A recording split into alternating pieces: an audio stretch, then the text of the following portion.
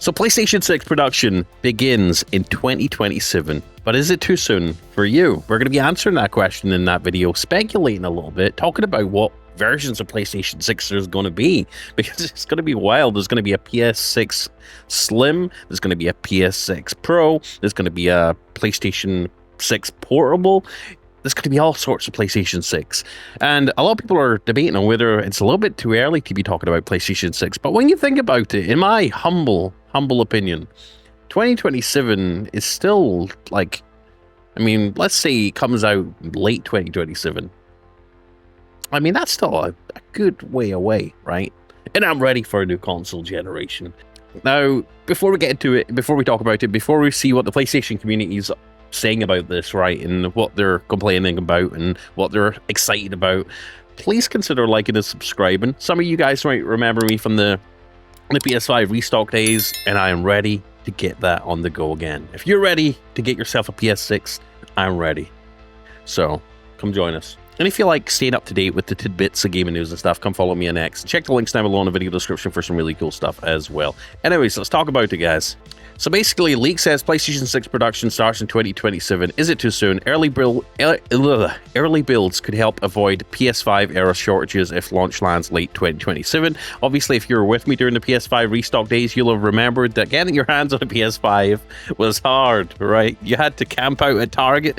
You had to line up outside Target and hope to get one, and with among hundreds of other people.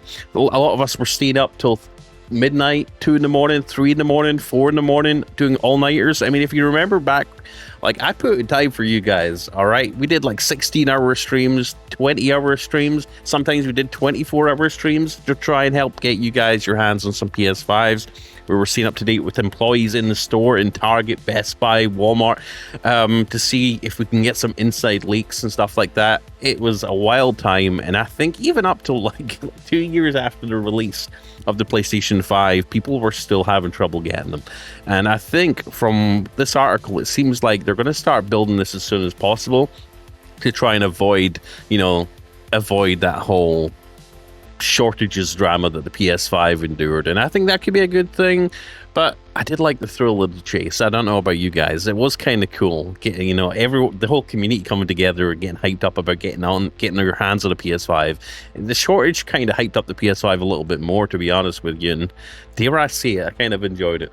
Anyways, let's see what else it's going to say. So a fresh leak says Sony will start building the PS6 in early 2027 with a target for a late year launch. Moore's Law is dead. A hardware leaker with a track record on PlayStation leaks says he's seen documents. He has literally seen the documents pointing to manufacturing in the first half of 2027, with planning that began about 2 years ago. An earlier ramp could help Sony avoid the PS5's post-2020 shortages that stretched through 2022. And this is important because the 2027 window matches Sony's usual rhythm. That gives players and developers and retailers a more reliable clock to schedule instead of waiting for a vague 2028.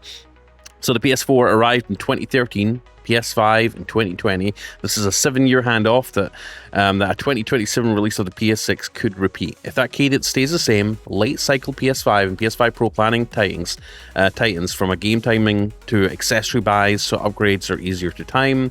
Why should you care? A 2027 PS6 reframes the PS5 Pro, and the Pro launched back in 2024 with the same library as the PS5, so it still matters, but its spotlight likely centers on 2025 and 2026 before next gen shows up.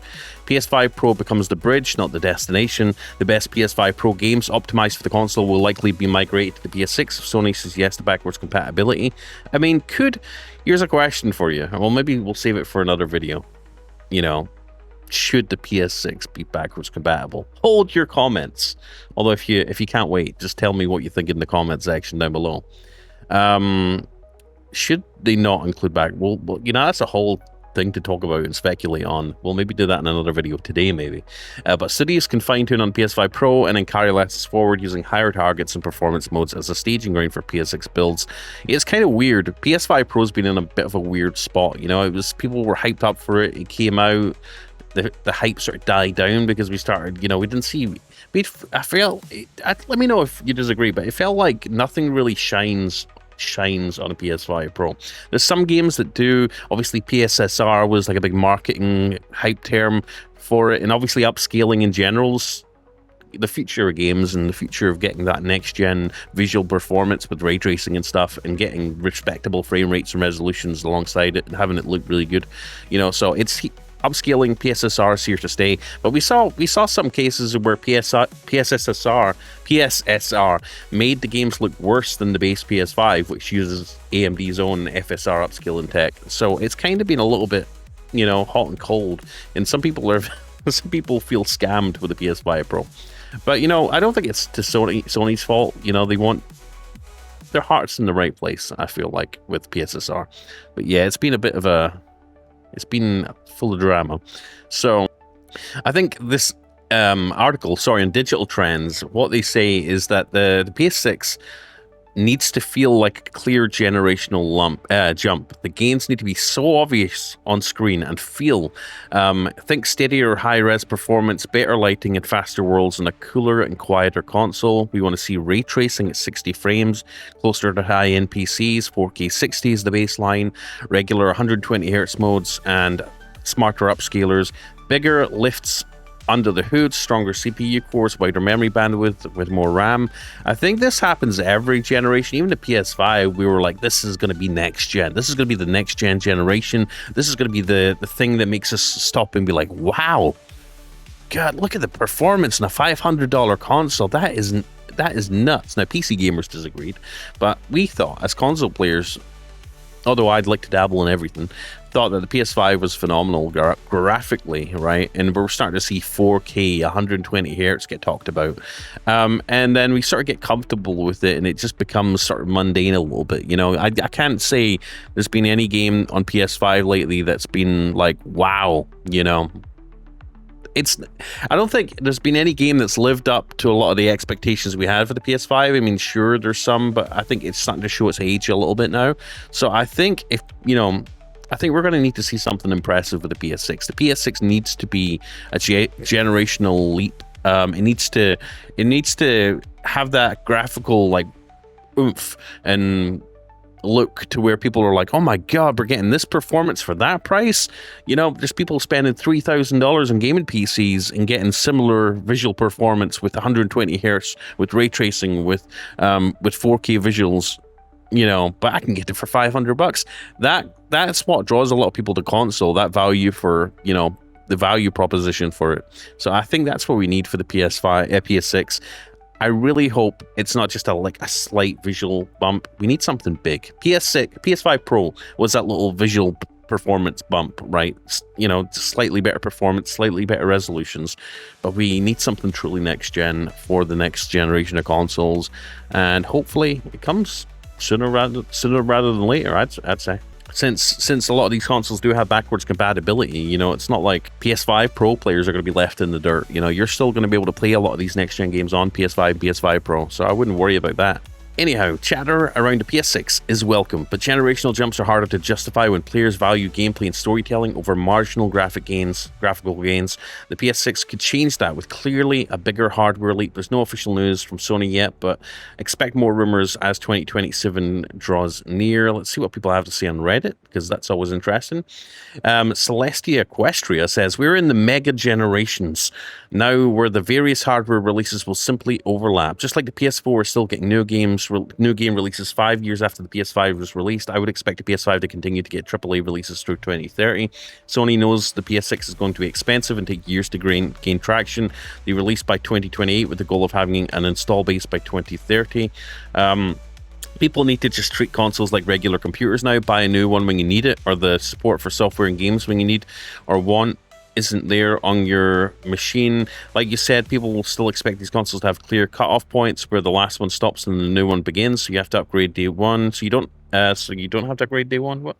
Clearly that isn't the case anymore, and customers need to adapt. Now, Xbox boss Sarah Bond basically says that whole antiquated thing of, you know, games being locked to a certain platform or kind of are antiquated, right? It's an old way of doing things. So they are sort of morphing now into like a PC style ecosystem where they're just releasing new generations after every 2-3 years, you know, with performance upgrades, and they're not really cutting off people from any sort of, you know, they're not they're not having really a hardware minimum for games these days. Like, you could still, like they said on the Reddit posts and comments, you know, you can still play. The PS4 is still getting new releases in 2025, which is wild. They're basically just saying if you want faster performance, better performance, you want it to look better, run at higher resolutions, right, higher frame rates, you know, just upgrade to the newest version. I'm not going to lie, I do miss the old way of doing things, you know, where the new generation of console comes out, it's got a whole new list of games, franchises, it ushers in a new generation of gaming.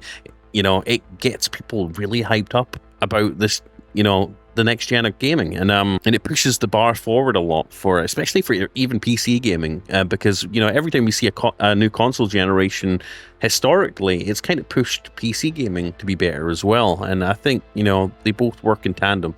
So I don't know how to feel really about this whole overlapping generational thing.